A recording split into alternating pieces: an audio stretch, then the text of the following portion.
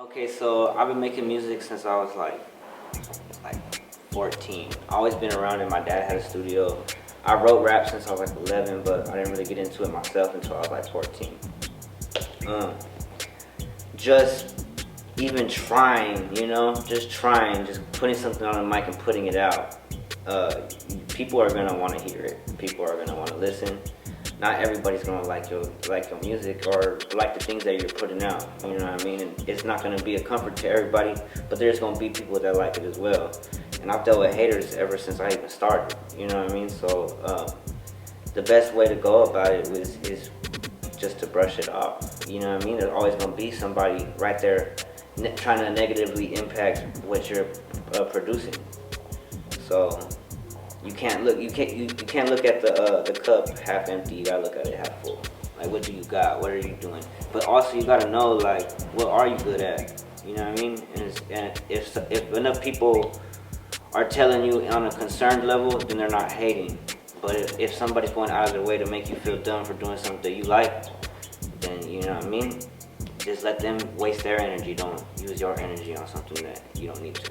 To tell you just to brush it off, that's a great way. However, I'm gonna keep it 100 with y'all. I get upset when someone hates, initially, right?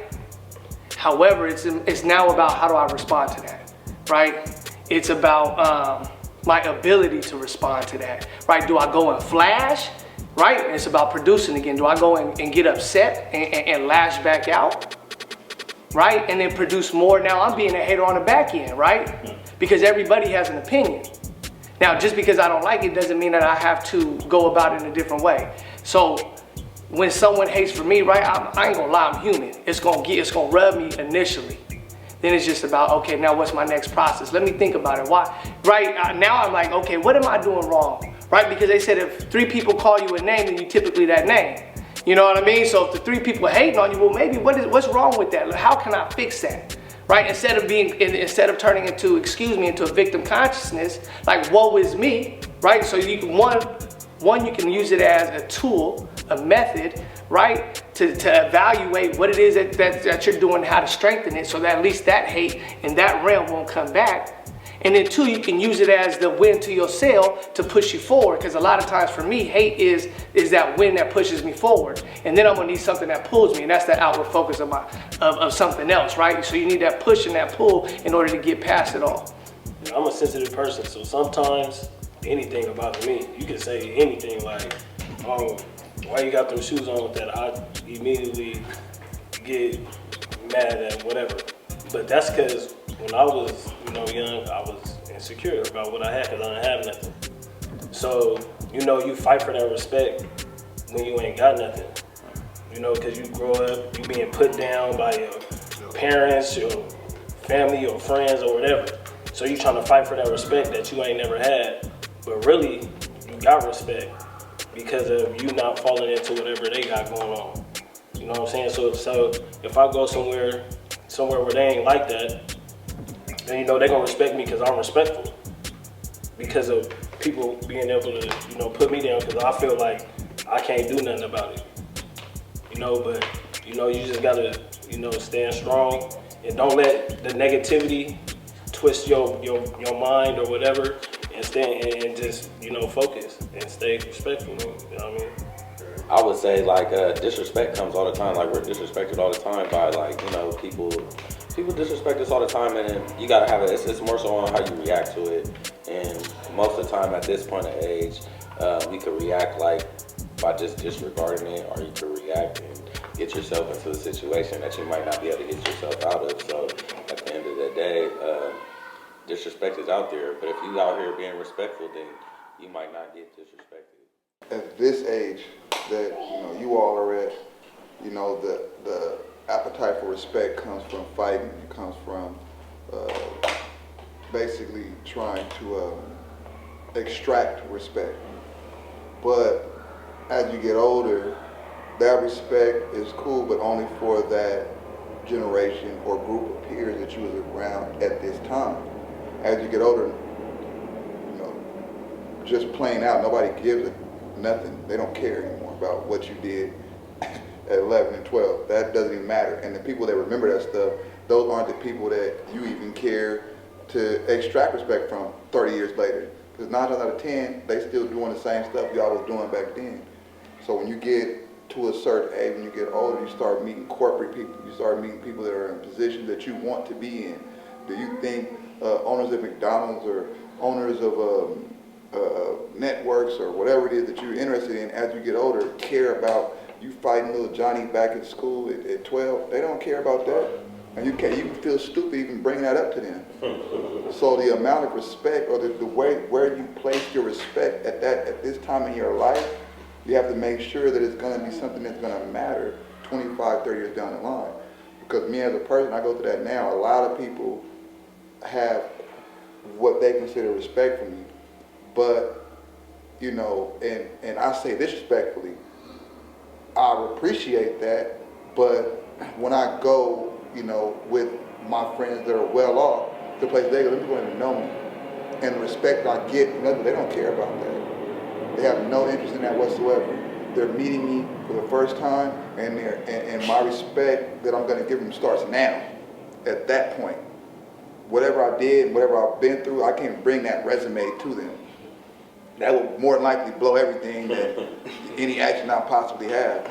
So, you know, you got to make sure that your appetite for respect that you want at this point in your life is something that you feel is going to be worth something 20, 30 years from now. And I believe that's something that we have all fallen into.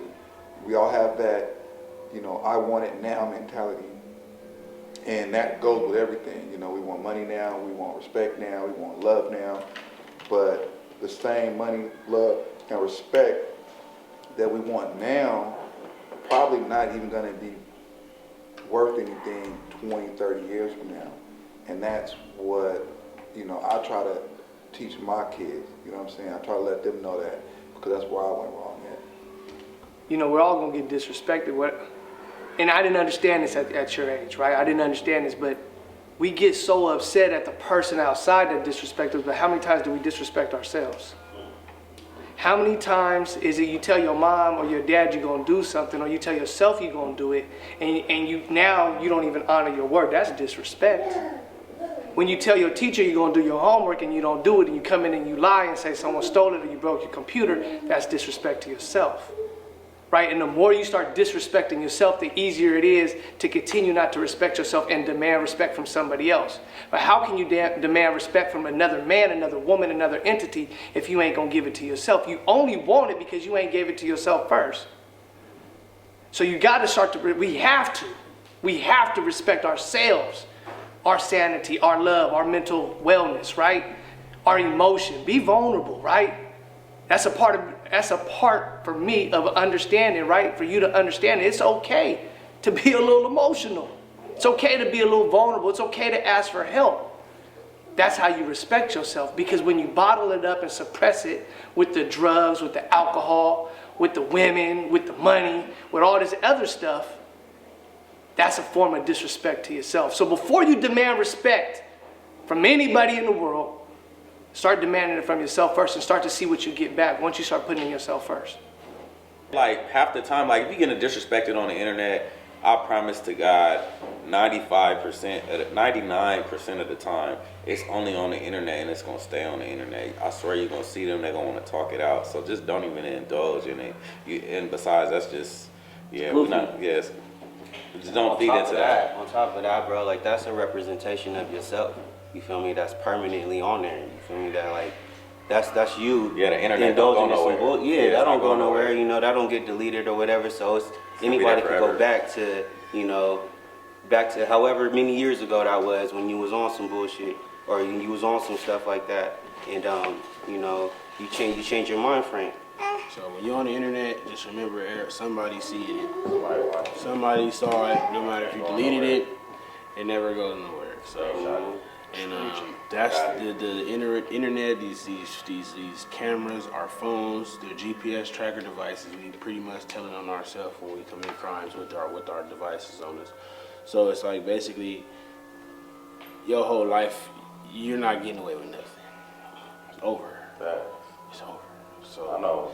when you think about doing something, think about the fact that if nobody was outside, somebody Ring camera got it. And when a crime is committed and a Ring camera goes off, every other Ring camera in the neighborhood sends a notification of a crime being committed in the area, and they all pass the information to a cloud.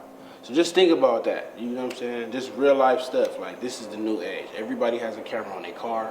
Just think about life and crime, everything, leave it alone. Leave the streets alone.